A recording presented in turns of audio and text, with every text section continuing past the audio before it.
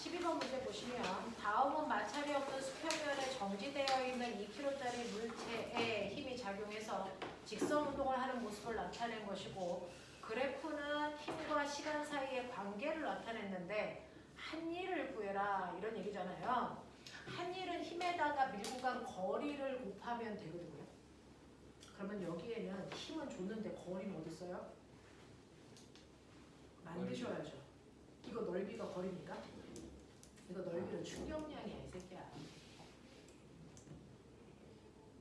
간거리 구하셔야죠. 어떻게 구해야 됩니까? 이거 힘을 이용해서 뭘 구합니까? 가속도를 구해서 시간, 속도 그래프로 바꾸셔야죠. 되겠어? 아무 그래프나 보면 아무 면적이나 구해서 그거일 거라는 믿음은 버려라. 자, 지금 여러분들이 가지고 있는 그래프는 힘 시간 그래프예요. 힘 시간 그래프에서 1초 동안의 힘은 8N 줬어요. 그리고 1초부터 2초 동안은 4N의 힘을 줬어요. 라고 하는 초를 준 거예요. 그랬을 때 여기가 8N이고 여기가 4N입니다. 푸는 방법은 다양하겠지만 저는 이 힘을 알짜 힘으로 놓고 가속도 구하죠. 이때 가속도가 얼마냐면 질량이 2km니까 이 순간의 가속도가 4입니다. 이 순간의 가속도는 이겠죠. 그래서 맨 처음에 거기 써져 있었어요. 정지 상태였다고 써져 있었어요. 그래서 시간 속도 그래프로 바꾸시면 가속도가 4라는 얘기는 1초의 속도가 4 증가한다 했어요. 처음 정지산 상태에서 등가속도 운동을 1초 동안 하죠. 가속도의 크기가 4입니다. 그러니 1초 지난 후의 속도는 4겠죠.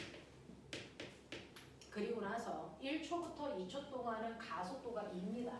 1초의 속도가 2밖에 안 증가해. 그러니까 가속도가 바뀌었죠. 그래서 2초일 때까지는 속도가 2 더 증가해서 6 됐다. 이런 얘기예요. 이렇게 VT 그래프로 그려놔야 간거리를 구할 수 있는 거잖아요. 그래서 0에서 1초 동안의 간거리는 2m고요. 그 다음에 1초에서 2초 동안 간거리는 5m입니다. 로 놓고 하면 이제 나머지 문제는 바보나 못 푸는 문제겠죠. 되겠어? 그래서 W1하고 W2의 비율이 4대 5입니다. 납득합니까? 이렇게 가셔야죠. 이거를 틀리고 앉아있는 건 좀 한심하다. 자, 두 번째. 0에서 2초 동안 힘 F가 물체에 해준 일의 평균 일률이 얼마니? 라고 하는 일률이 뭡니까? 일률은 단위 시간 동안 한 일의 양. 그래서 전력은 뭡니까? 단위 시간 동안 전기 에너지. 단위 시간 동안 사용한 전기 에너지. 되겠어? 일률도 전력도 꼬맹아 단위 시간 동안에 사용한 에너지거든요. 그래서 일률과 전력 똑같이 단위 와트입니다. 둘 다 1초 동안 사용한 에너지 또는 한 일입니다. 같은 말이야. 같은 말이야. 되겠어? 그래서 얘는 2초 동안에 총 한 일의 양이 얼마냐면 합하시면 얼마입니까? 얼마냐? 36이냐? 그러면 2초 동안 36줄의 일을 했기 때문에 얘는 한 일이 18줄/초라고 쓰기 귀찮잖아. 그래서 이걸 우리가 18와트야 이런 얘기 하죠. 그래서 전동기가 나올 땐 전동기는 전력을 줘요. 1초 동안에 할 수 있는 일의 양입니다. 그래서 그 전력 중에서 40%만 일할 수 있어. 그럼 곱하기 40 하셔. 0.4 하셔야 할 수 있는 일의 양이 나오는 거죠. 되겠어? 이런 것들도 여러분들이 조금 기억을 해봐 두시면 되고요. 이러한 일률 구할 수 있는 방법도 있죠. 일률은 한 일을 걸린 시간으로 나누는 거니까 이렇게 우리가 구한 거지만 사실은 일률이라고 하는 건 힘에다가 밀고 간 거리를 걸린 시간 표로 나누는 거예요. 그래서 일률은 힘에다가 뭘 곱하면 된다? 속력을 곱하면 된다. 그러니까 예를 들어서 선풍기가 등속도로 움직입니다. 그래서 선풍기가 등속도로 움직일 수 있는 선풍기를 구동시키기 위해서 태양 전지에서 충전한 전력을 줍니다. 이걸 맨날 이준이가 말귀를 못 알아듣고 자소서를 지금 못 쓰고 있거든요. 자, 태양 전지판에서 태양광 충전을 해요. 그래서 태양광 발전을 합니다. 그러면 얘가 1초 동안 얼마만큼의 태양광 에너지를 만들 수 있냐, 전기 에너지를 만들 수 있냐, 이걸 측정하는 방법이 뭘까? 이걸 실험 설계해봐. 그래서 호지쌤이 하고 머리를 열라 돌려가지고 선풍기 날개 돌리는 걸 하고 있는 거예요. 그러면 1초 동안 충전된 전력이 얼마인지를 계산할 수 있어. 그걸 할 수 있는 방법이 뭘까?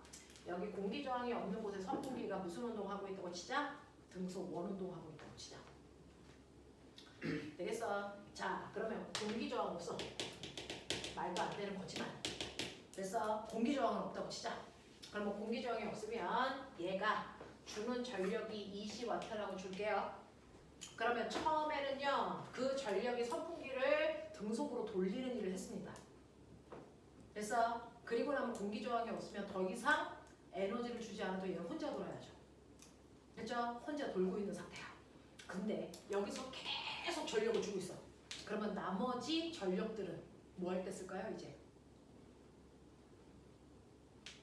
처음에 1초 동안 전력을 20 줬어. 그 20이라고 하는 전력 한 번만 주면 선풍기 날개는 등속으로 돌죠.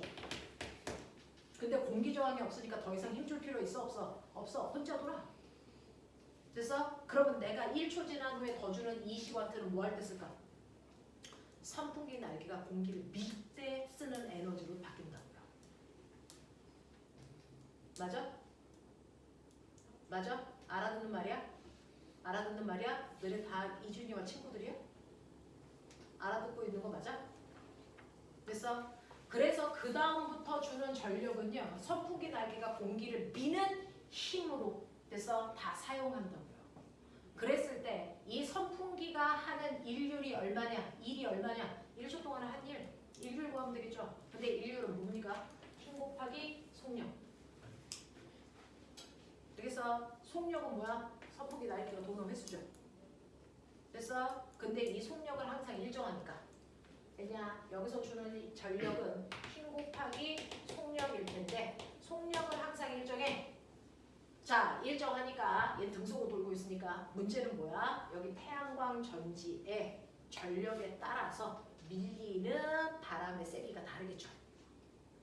바람이 세졌다. 1초 동안 주는 전력이 더 세진 거죠. 왜? 태양의 남중고도가 바뀌어서 됐어? 전력 생산량이 높아지니까. 만약에 태양의 남중고도가 낮아지면 전력 생산량이 줄어들겠네? 근데 어차피 속력은 일정해야 되니까 그렇다면 그 전력에 따라서 바뀌는 건 뭐야? 공기를 미는 힘이겠네?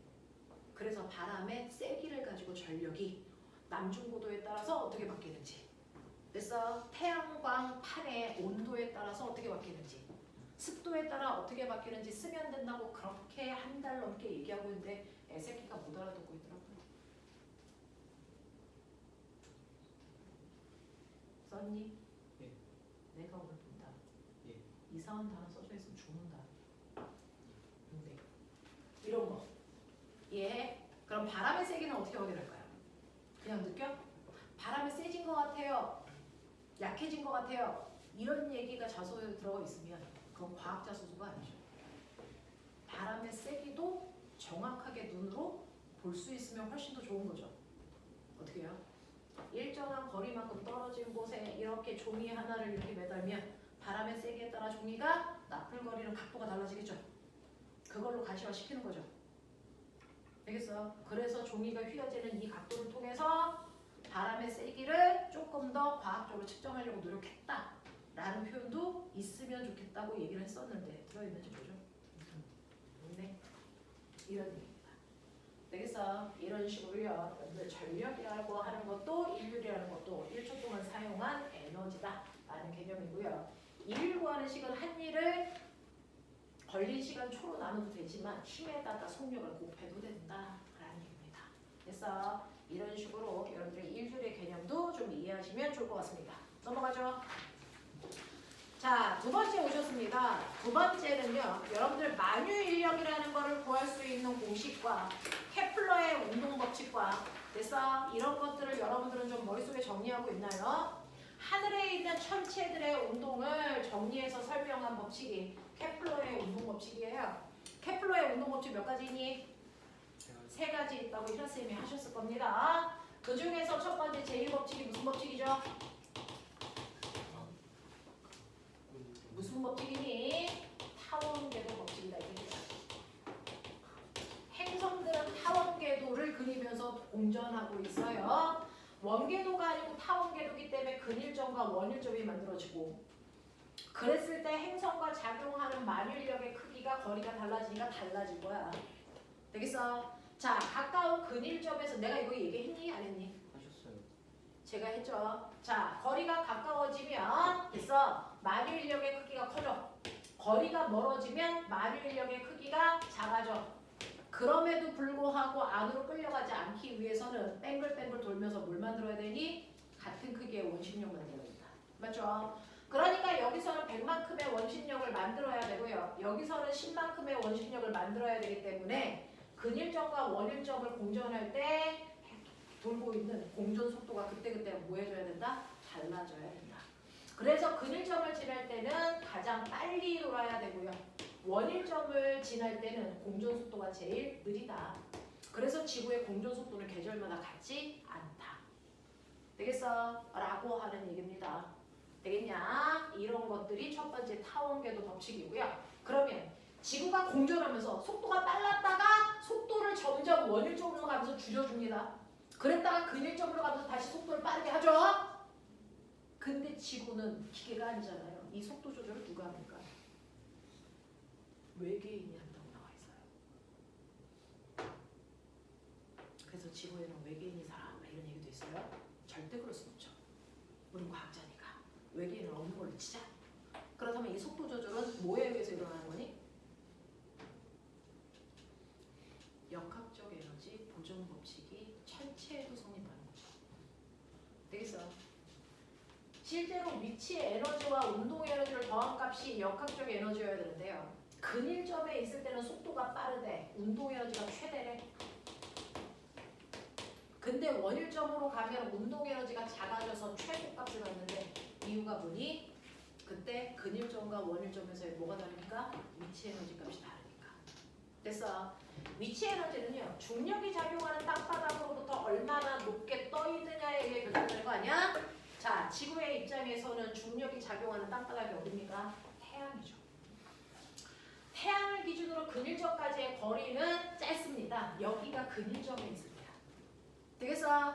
자, 원일점까지의 거리는 멉니다. 이게 원일점이에요. 그러니까 사실은 근일점에서 원일점으로 간다는 얘기로는 공이 올라가는 거죠. 그러니까 속도가 줄어들고 위치 에너지가 커집니다. 되겠어? 그랬다가 원일점에서 근일점으로 온다는 얘기는 위치 에너지가 감소하니까 공이 떨어지고 있다는 겁니다. 그래서 자연스럽게 속도는 빨라집니다. 알겠어? 그래서 역학적 에너지 전환 때문에 속도 조절이 자연스럽게 되고 있는 거예요. 알겠어? 이런 얘기가 케플러의 제1법칙입니다. 자, 그 다음에 케플러의 제2법칙이 뭐니? 이렇게 속도가 다르게 돌고 있는 행성이 같은 시간 동안에 쓸고 지나간 면적을 언제나 어때야 된다? 같아야 된다. 그걸 우리가 면적, 속도, 일정 법칙이라고 했더라. 그래서 근일점에서 아무리 빠르게 한 달 동안 쓸고 지나간 면적이 여기서부터 여기까지 이 면적을 지나가고 있네요. 한 달 동안. 근데 원일점은 열나 먼 곳에 있어서 속도가 느리네요. 그러면 한 달 동안 가봤자 에게 이만큼 가네요.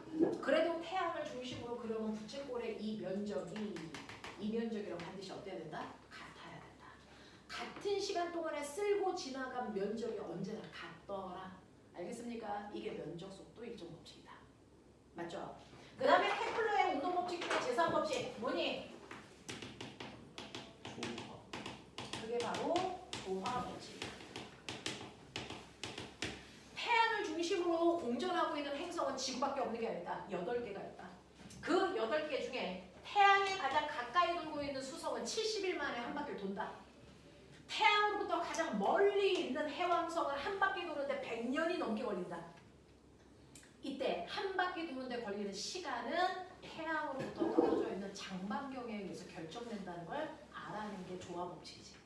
되겠어? 그래서 장반경의 세제곱이 공전 주기의 제곱이랑 비례한다는 걸 알아내는 게 조화 법칙이다. 이 조화 법칙이 성립되는지를 확인하려고 했던 찌질이가 있다. 누구? 뉴턴. 됐어? 그 새끼가 조화 법칙이 적용되는지 확인하는 과정에서 얻어 걸린 법칙 하나가 있다. 그게 뭐니? R 제곱분의 GMM이라는 만유인력 공식을 이걸 증명하는 와중에 얻어 걸린 것뿐이야. 알겠습니까? 이해됩니다. 그죠? 이런 것들이죠.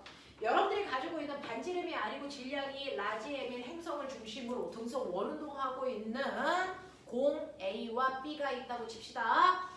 행성으로부터 멀어지는 방향으로 직선 운동하고 있는 C도 있습니다. 자, 등속 원운동하는 공 A의 주기가 T라면 이라고 하는 조화 법칙 물어보는 거예요. 됐어. 같은 천체를 중심으로 돌고 있는 두 개의 천체 이렇게 되는 거예요. 이렇게. 그랬을 때 A라고 하는 아이의 반지름이 아니면 B라고 하는 아이의 공전 반지름이 2R이라는 뜻이에요. 되겠어? 그러니 이 아이들이 같은 천체를 중심으로 공전할 때 걸리는 시간은 공전 반지름을 알면 된다. 공전 반지름의 세제곱이 공전 주기의 제곱이랑 비례하게 됩니다. 그래서 A와 B의 공전 반지름의 비율이 얼마냐면 얘네들이 1대1이라는 얘기죠. 그러면 공전 주기 비율은 1대 얼마일까요? 2루트 2라는 얘기입니다. 알겠어? 그래서 A에 비해서 B의 공전 주기가 2루트 2배 더 길어요 라고 하는 걸 알 수 있는 겁니다. 이해되세요?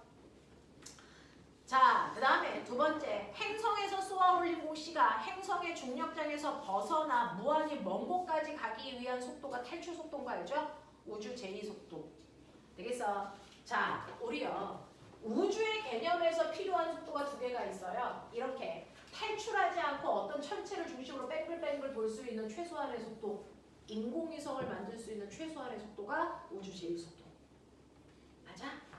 자, 떨어지지 않고 계속 돌기 위한 우주 제1속도는요. 바로 얘가 돌게 만드는 뭐가? 만유 인력만큼이 90력이 되는 속도가 이게 우주 제1속도예요. 맞아? 만유 인력만큼으로 90력을 만들어 돌 수 있는 속도가 우주 제1속도, 이게 인공위성 속도야. 그렇지? 그래서 R 제곱분의 GMM이 R분의 MV 제곱을 만드는 이 속도가 인공위성 속도라고요. 우주 제1속도. 되겠어? 그래서 이거 계산하시면 우주 제1속도라고 하는 그 속도가 루트 R분의 GM이고요. 우리는 됐어? 이만큼이 나의 몸무게를 만들기 때문에 중력 가속도 G라는 거의 정체가 R 제곱분의 GM이니까 우리는 GM을 GR 제곱으로 바꿀 수도 있다. 이해하길 바래. 그래서 여기에다가 GR 제곱을 집어넣어서 정리하시면 우주 제1속도는 그래서 루트 G랍이야. 이렇게 됐어. 맞아? 이게 우주 제1속도야. 그 다음에 우주 제2속도라고 하는 거는 거기에도 써져 있는데요. 천체에서 탈출할 수 있는 최소한의 속도거든요. 자, 여기 천체가 있어요. 내가 로켓을 발사해서 얘가 갈 겁니다. 근데 속도가 0이 될 때까지 올라가겠죠. 그 속도가 0이 되는 이 지점에서 아직도 만유인력이 작용하면 속도가 0이 됐다 다시 떨어집니다. 그래서 탈출을 못해요. 그러니까 내가 여기서 던지는 최소한의 속도는 올라가서 속력이 0이 될 때까지 올라갔는데 여기서 만유인력이 작용하지 않으면 돼. 그러면 안 떨어져. 맞아? 이게 탈출하기 위한 최소한의 속도 우주 제2속도야. 맞니? 그러면 여기까지 왔을 때 그때 역학적 에너지가 얼만데? 나 정하자. 자, 이때 위치 에너지 더하기 운동 에너지가 0인데 위치 에너지가 너무 크니까 숫자로 표현하기 곤란해. 그냥 0으로 할 거야. 라고 그냥 물리학자들이 그랬어. 너무 커서 위치 에너지 0으로 할 거야. 그리고 이때 운동 에너지요. 속도가 0 됐으니까 0이겠죠? 그러면 역학적 에너지 얼마야? 0이야. 이러면 탈출해. 이렇게 얘기한 거야. 그러면 이거보다 낮은 곳은요. 위치 에너지가 마이너스 값을 가져. 맞아? 되겠어? 네. 위치 에너지가 마이너스 값을 가지면 돼. 자, 이때 위치 에너지요. 어떻게 구할 수 있는 줄 아세요? 여러분들이 알고 있는 위치 에너지는 사실은 mg, h의 정체가 에너지가 뭔지 알죠?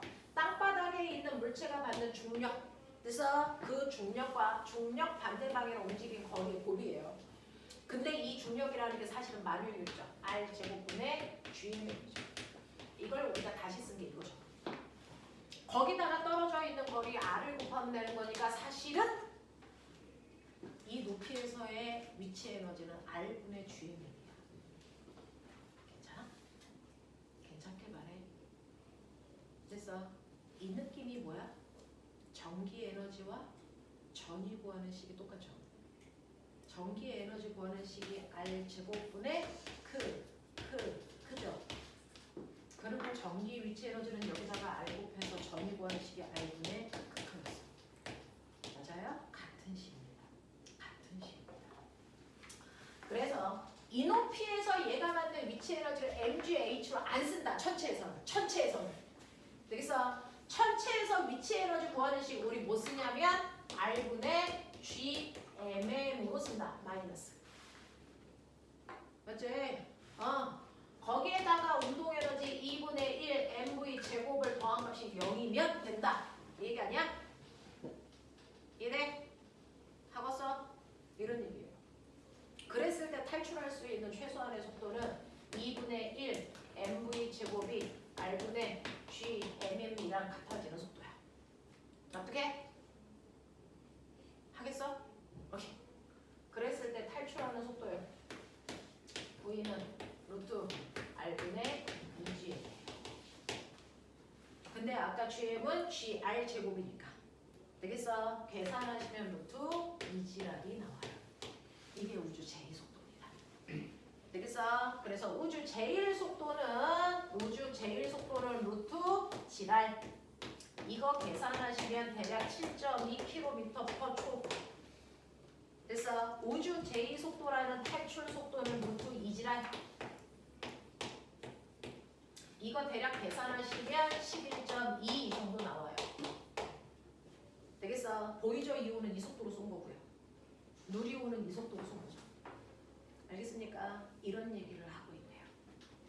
이런 얘기를 하고 있습니다. 그래서 여러분들이 가지고 있는 두 번째에서 중력을 벗어나기 위해서 얘의 그래서 속도가 어때야 됩니까? 루트 2g를 루트 2 거기서 가속도가 a 반지름이 라지안이라고 했으니까 이렇게 쓰시면 되죠. 되겠어? 루트 2ar 2gr 못 외우는 것도 이상하지 않니? 지랄, 이지랄 뭐 어려운 것도 없는데 외우시면 되겠죠. 이 정도의 속도면 되겠구나 라고 하시면 되겠습니다. 그래서 속도의 개념 중에 천체에서 사용되는 속도가 인공위성 속도하고 탈출 속도라고 하는 개념이 있구나. 그리고 천체는 이런 규칙성을 가지고 운동하고 있구나 라고 얘기하는 겁니다. 자, 그 다음에 14번 왔습니다. 14번을 보시면요. 거기에 끈으로 묶여있는 A 밑에 B라고 하는 물체가 깔려 있어요. 이런 식으로.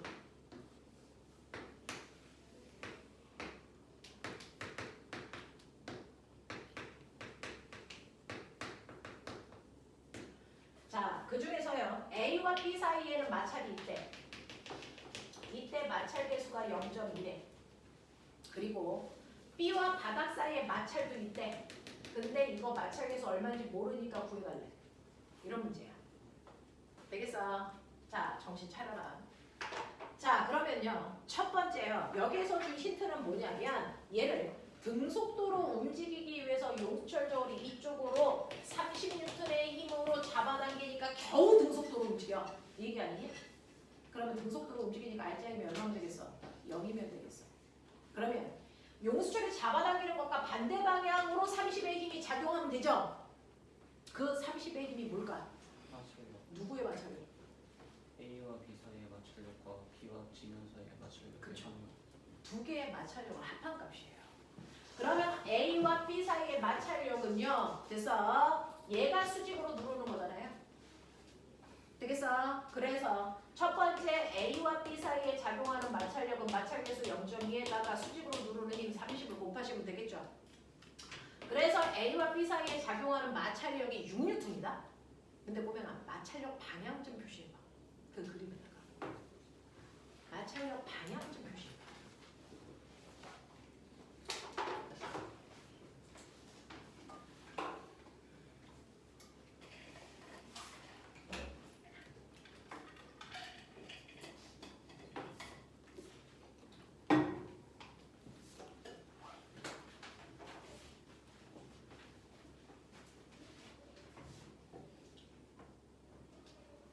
아가야, 이 실에 장력 있어? 나 물어보는 거야. 이 실에 장력 생겨? 내가 이거 땡기면? 이 실에 장력 걸려 안 걸려? 걸려. 되겠어? 왜냐면 사실은 마찰력은 A가 B의 운동을 방해하는 힘이자 B가 A의 운동을 방해하는 힘이야. 맞아? 그러면 A가 B의 운동을 방해한다는 얘기는 B는 왼쪽으로 가고 싶으니까 방해하려면 A가 B를 잡아당기는 마찰력이 이 방향으로 생겨야죠. A와 B 사이의 마찰력이 이 방향으로 생겨요. 근데 모든 힘은 항상 쌍으로 작용하잖아. 그러니까 작용과 반작용의 힘이 있어야 된단 말이야. 그래서 A가 B의 운동을 방해하면 거꾸로 B가 A의 운동을 방해하겠죠. 그 작용과 반작용의 두 힘은 반드시 방향은 반대이고 같은 크기의 힘이 생겨야 되는 거야. 그러니까 B가 이 방향으로 마찰력을 받으면 A는 이 방향으로 마찰력이 작용하고 있는 거죠. 그래서 이 방향으로 얘는 6N의 당기는 힘을 받아요. 얘는 이 방향으로 6N의 이 마찰력을 받고요. 그래서 얘를 당기는 순간 A도 이 방향으로 6N의 힘으로 같이 당겨집니다. 근데 얘가 움직이지 않으려면 이 장력도 6N에 작용하고 있어요. 됐어? 이런 느낌이야. 이런 느낌이야. 되겠지? 자, 그래봤자 얘는 6N밖에 안 되네. 그러면 B와 바닥 사이에 작용하는 마찰력의 크기가 얼마여야 되냐면 이게 바로 24N의 힘을 받아야 한다. 이 얘기가 되는 거야. 되겠지? 자, 그러면 24N의 마찰력이 작용해야 되는데요. 이때 마찰 계수는 몰라? 대신에 바닥을 누르는 힘이 얼마니? 아가들아 불러. B가 바닥을 누르는 힘 얼마? 얼마입니까? 네, 이 둘을 합한 8kg짜리가 누르고 있는 거잖아요. 그러니까 80이죠. 됐어? 그래서 마찰 계수가 얼마라고요? 0.3이라고요. 이런 얘기 하는 거야. 되겠어? 알아듣는 거 맞지? 이런 느낌이어야 된다. 자, 근데 이때요. 그래서 얘 힘을 더 주면 사실은 A는 못 따라오지만 B는 가속도로 확 하고 가버려요. 그랬을 때 B의 가속도를 3을 만들기 위해서 내가 당겨줘야 되는 힘은 30보다 크겠죠? 얼마로 당겨줘야 되니? 이 얘기예요. 되겠어? 그러면 이쪽으로 마찰력은 30이 작용하는데 얘가 받아야 되는 알자 힘은 F는 MA. 됐어? B가 받는 알자 힘은 B의 질량과 B의 가속도로만 곱하시면 되죠. A는 신경 쓸 필요 없잖아요. 되겠어? B는 5kg고 가속도가 3이면 되니까 B한테 15N의 알자 힘을 만들어주면 돼. 그러니 이쪽으로 마찰력이 30이 있으니까 내가 이쪽으로 실제로 당겨야 되는 힘의 크기는 45N이면 가능해요. 라는 얘기입니다. 하겠어? 힘. 도원아, 이해돼? 힘이나 이해돼? 오케이. 넘어가자. 자, 너무나도 쉬운 문제들도 있고요. 생각을 좀 해봐야 되는 문제들도 있는데 우리가 그동안 배웠던 역학들을 총정리하려고 푸는 문제입니다. 새로운 지식들을 알려줄 수 있는 시간은 아니죠. 1학기 동안은 새로운 것들을 배우는 기간이었으면 2학기 동안은 배운 내용을 가지고 문제를 적용할 수 있게 사고를 넓히는 기간이야. 그러니까 새로운 것들을 배우지는 않습니다. 여러분들이 그동안 배웠던 것들을 다양한 각도로 생각해 보는 거야. 이럴 수도 있구나 라고 하는 거죠. 자, 15번입니다. 자, 15번은요. 이런 식으로 여러분들이 보시면 반지름이 이 진자가 있다고 치는 건데 여기 이렇게 원을 이렇게 잘라놓은 거죠. 근데 이게 원의 얼마랍니까? 3분의 1 크기란 얘기야. 그래서 3분의 1 조각을 잘랐다는 것만으로 요 각도가 몇 도라는 걸 알 수 있니? 120도라는 걸 확인할 수 있죠. 됐어? 자, 그러면 여길 수직으로 이렇게 잘랐을 때요. 요 각도가 60이겠네요. 그랬을 때 이 실의 실의 길이가 얼마냐면 2m 이네요. 그렇다면 요 높이가 얼마면 되겠니? 1m면 돼요. 그러니까 여기에 쇠고수를 마찰이 없는 공면에 놓고 굴렸을 때 여기에 내려왔을 때 속력은 당연히 감소한 위치 에너지가 운동 에너지가 되는 속력이겠죠. 맞아. 그래서 속력 얼마 나오니? 여기 속력 얼마 나오니? 2루트 5 나오면 돼요. 그러면 이 순간에 얘가 이 방향으로 이 루트 5의 빠르기로 지나가면서 이 실에 뭐가 걸립니까? 구심력이 걸려야 돼요. 알겠어? 얘는 공면을 움직이면서 여기를 지나갈 때 원운동을 한다라고 생각하기 때문에 맞죠? 그러니 구심력은 알짜 힘의 이름이잖아요. 그러면 얘가 받는 힘이 뭔데? 실이 잡아당기는 장력과 지구가 잡아당기는 중력 두 개를 받습니다. 근데 여기를 지나는 순간 원운동을 해야 되니까 구심력은 항상 원의 중심 방향이 알짜인 방향이어야 돼. 그러니까 장력이 커야 된다는 얘기야. 중력보다. 되겠어? 그래서 장력에서 중력을 뺀 값이 구심력이면 돼요. 이 얘기잖아요. 그래서 장력의 크기는 구심력에다가 항상 중력을 더한 만큼이면 되겠구나. 이 얘기를 우리가 세 번째 풀고 있습니다. 되겠어? 자, 그래서 구심력은요. R분의 mv 제곱으로 중력은 mg로 집어넣어서 계산하시면 이때 장력 나오겠죠? 자, 그 장력의 크기 얼마 나오니? 얼마 나오니? 집어넣어서 했겠죠. 속력이 아까 5루트, 2루트 5래며 얼마 나와? 강준모 얼마 나오니? 구심력이 아니 장력이 2루트 5 나와? 장력 구하라니까?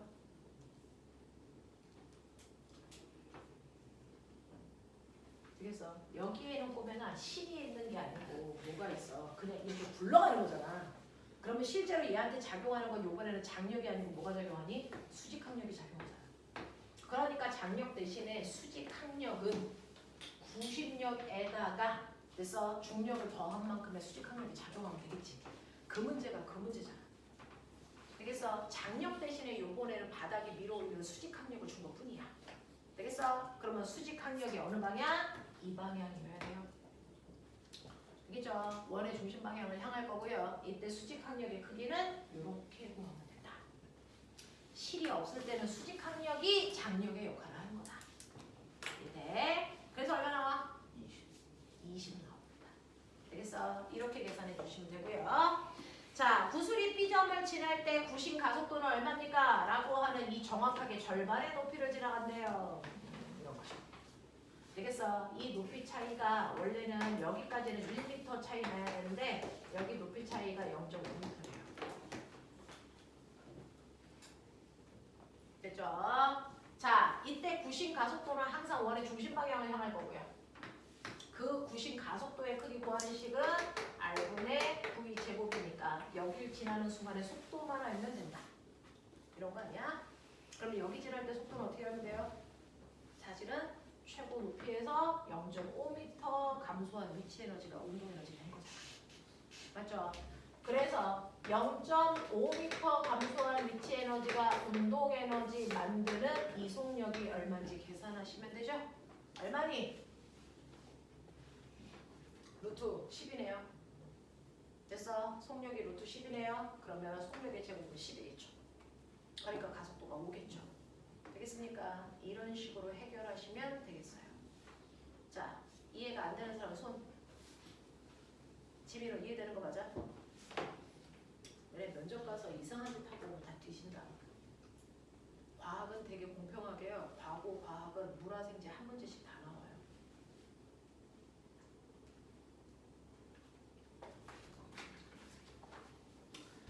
자, 16번 가죠. 16번은 뭐에 대한 얘기를 하고 있는 거니? 반성력에 대한 얘기를 하고 있어요. 자, 선생님이 나올 때마다 정리해 드리는데 여러분들 힘에는요. 진짜 힘과 가상의 힘으로 나눈다. 맞죠? 실존하는 힘과 가상의 힘으로 나눌 수가 있다. 이렇게 물리에서는 설명하네요. 힘은 실존하는 힘과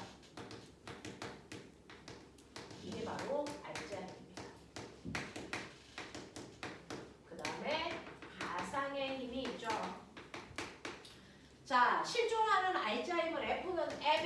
우리가 맨날 구하는 그 힘을 얘기하는 거예요. 물체의 빠르기나 방향을 변화시키는 진짜 힘. 알겠어? 가상의 힘은요. 가상의 힘을 우리가 다른 말로 뭐라 그러니? 반성력 이런. 가상의 힘은 없는 힘이에요? 아니요. 존재하는 힘이에요. 근데 왜 실제 힘과 구별합니까? 그건 특정한 공간 안에 있는 사람들한테만 작용하고요. 그 공간에 있지 않는 사람들은 느낄 수 없는 힘이라서, 그래서 특별한 사람들만 느낄 수 있는 힘이라서 우리가 가상의 힘이라고 하는 거지 실제 존재하는 힘이다. 그 가상의 힘인 관성력 어떻게 구한다? 알짜 힘과 똑같이 구한다. 방향만 반대인 것뿐이다. 그러니 가상의 힘이 생기려면 괜히 어떤 공간이어야 된다? 반드시 가속도가 있는 공간이어야만 된다. 되겠어? 그러면 실존하는 힘과 가상의 힘의 관성력의 차이가 뭐다? 실존하는 힘은 반드시 반작용의 힘을 만들어낸다. 근데 관성력은 반작용의 힘이 없다. 알겠어? 이 얘기거든요. 자, 그랬을 때 여러분들이 보시면 거기 버스 안에 있어요. 버스가 이렇게 있는데 앞쪽 방향으로 가속도 2를 갖고 간다고 치자. 자, 그러면 가만히 앉아있는데 갑자기 버스가 앞으로 급출발합니다. 그러면 내 몸이 어떻게 됩니까? 뒤로 쏠리죠. 그러면 내 몸을 누가 뒤로 잡아당긴 거죠? 누가? 관성력이. 알겠습니까? 그거랑 똑같이 가만히 있던 손잡이도 관성력 때문에 뒤로 쏠렸어요? 이런 얘기야. 됐어? 자, 그랬을 때요. 이렇게 버스 안에 있는 사람이 순간 버스 안에 있는 사람도 손잡이도 뒤로 쏠려서 뭐합니까? 가죠. 갑니다. 자, 그랬을 때 버스 밖에 있는 사람이 봤을 때 저 손잡이는 어떤 운동을 합니까? 버스 밖에 있는 사람이 봤을 때 저 손잡이에 작용하는 힘은 어떤 힘이고요? 어떤 운동하는 것처럼 보일까요? 이 얘기예요. 버스 밖에 있는 사람이 봤을 때 버스 손잡이에 작용하는 힘 몇 개? 2개요. 뭡니까? 뭡니까? 버스 밖에 있는 사람이 보면 저 버스 손잡이에 작용하는 힘 2개입니다. 뭘까요? 중력과 장력입니다. 그 2개밖에 없죠. 이 병신 새끼 이 밖에 있어 이 새끼야. 이 사람은 못 느끼는 힘이야. 버스 밖에 있는 사람한테는요 실존하는 힘들만 느껴지는 거죠. 그러니까 이 손잡이에는 중력과 뭐만 작용하니? 장력만 작용하는 거예요. 그래서 이 두 힘을 합성한 이 힘이 이 손잡이에 작용하는 알짜 힘이고 그 알짜 힘의 크기가 F는 mA입니다. 그 힘을 받고 손잡이는 뭐하니? 이 가속도로 가겠죠. 그래서 저 가속도를 갖고요.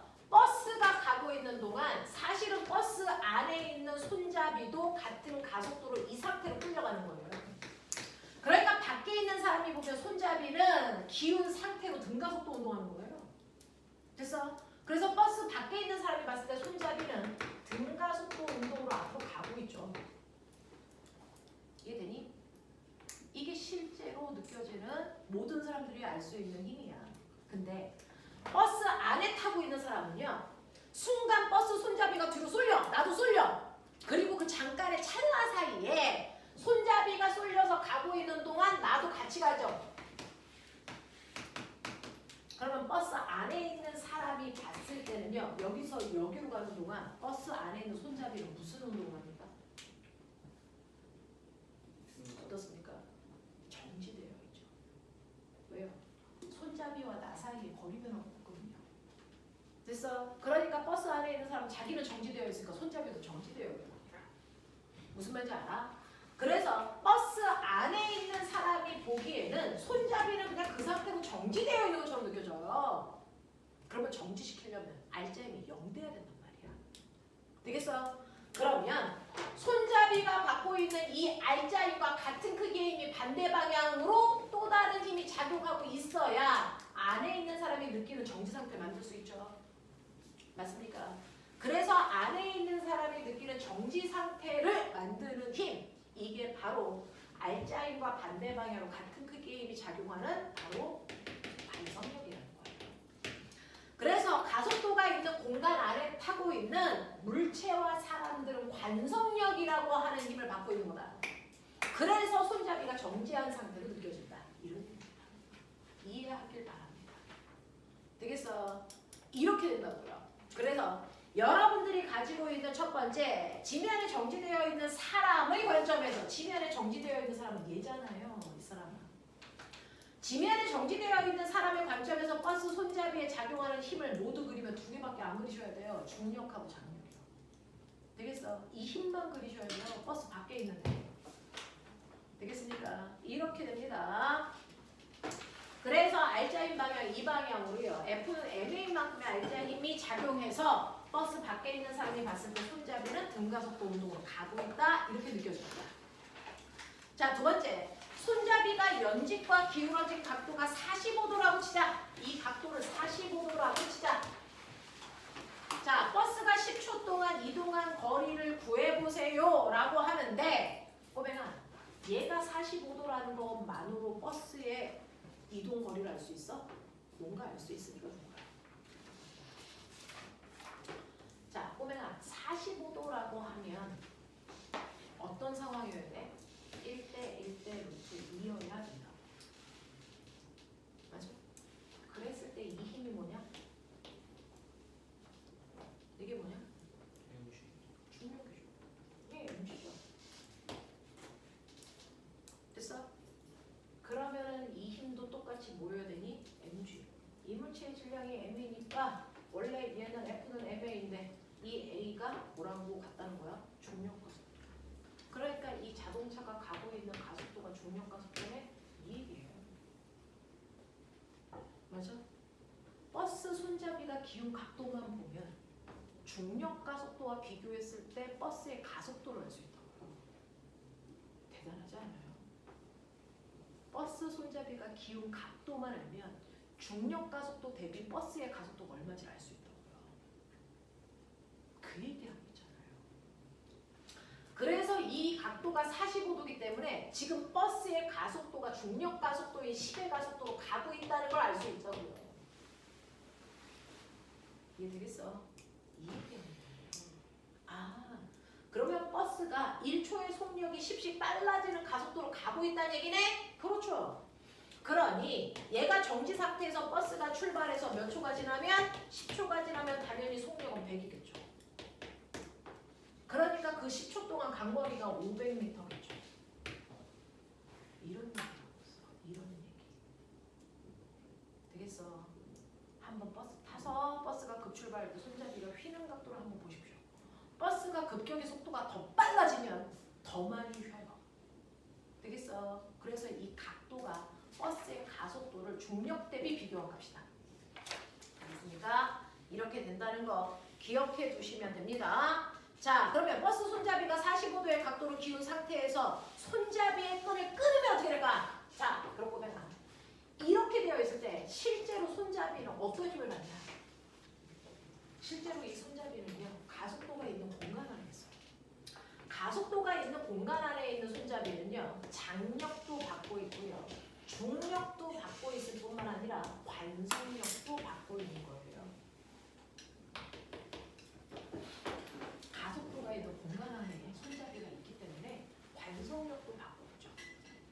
그랬는데 갑자기 손잡이의 끈을 끊는 순간 얘한테 작용하는 힘은 요거 두 개만 남습니다. 그래서 이 둘을 합성한 이 방향이 실제로 손잡이가 받는 방향이라서요. 이거 끊는 순간 얘는 이렇게 날아갑니다. 되겠어? 이렇게 된단 말이야. 이렇게 돼요. 그래서 이거를 끊는 순간 가속도의 방향이 알자인 방향 이 방향이고요. 가속도의 크기는 여기도 G, 여기도 G죠. 그러니까 얘는 얼마입니까? 루트 2 G죠. 그래서 10루트 2의 가속도를 갖고 그게 날아갑니다. 되겠어? 라고 하는 거죠. 자, 그러면 이렇게 가속도가 있는 공간 안에 우리가 앉아 있으면 버스가 급출발할 때 내 몸이 뒤로 쏠리는 거 관성력 때문에. 자, 버스가 급정거할 때 내 몸이 앞으로 쏠리는 거 이것도 관성력 때문에. 알겠습니까? 자, 근데요. 버스에 탔어요. 내가 이렇게 앉아서 헬륨 풍선을 잡고 있어요. 자, 버스가 급출발한다. 내 몸과 풍선이 쏠린 방향을 설명해봐.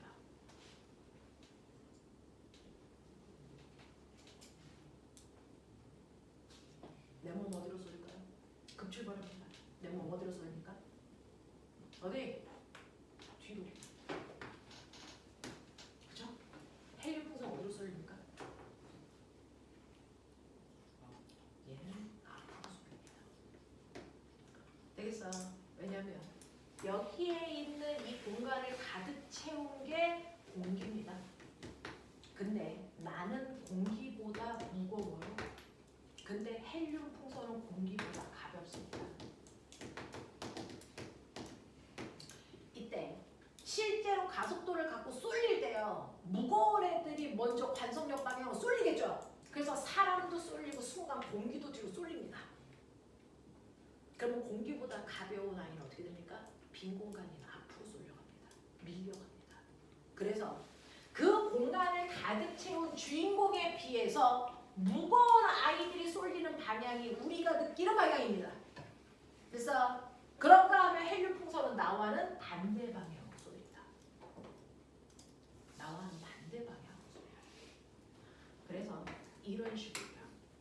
여기에다가 실로 풍선을 매달고 물을 가득 채워요. 물속에 떠 있습니다. 되겠어? 자, 그랬을 때요. 내가 갑자기 그래서 얘를 위쪽으로 팍 하고 가속도를 갖고 이 물통을 확 들어요. 풍선 어디로 갈까? 풍선 위로 움직이죠. 물이 아래로 쏠리니까. 되겠습니까? 이런 것들이야. 이해되겠나? 이해되겠나? 이런 것들이죠. 기억해 두시면 되겠습니다. 자, 거기 10분 안에 할 수 있는 문제가 17번 하나밖에 없어요. 나머지는 시간이 될지 안 될지 모르겠어요. 17번만 빨리 풀어주세요. 17번.